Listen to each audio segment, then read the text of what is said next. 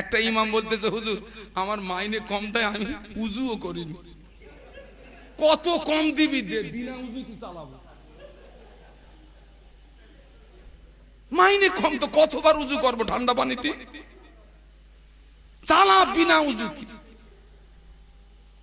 বলছে হুজুর এক খতম কোরআন পড়ে 150 টাকা দিচ্ছে। কত বাবা? এক জায়গায় এক বৈঠকে পেশাব পায়খানা খাওয়া দাওয়া বন্ধ করে এক বৈঠকে একটা পূর্ণ কোরআন খতম করতে গেলে 6 থেকে 8 ঘন্টা সময় লাগবে। কত? 6 থেকে 8। তারে দিচ্ছে কত?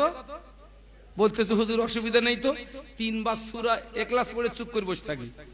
কত মাল কম দিবি দে, তুইও যত শর্ট করবি আমরাও শর্টে মেরে দেবো। 3 বার সূরা ইখলাস পড়লে আল্লাহ এক খতমের সওয়াব দেয়।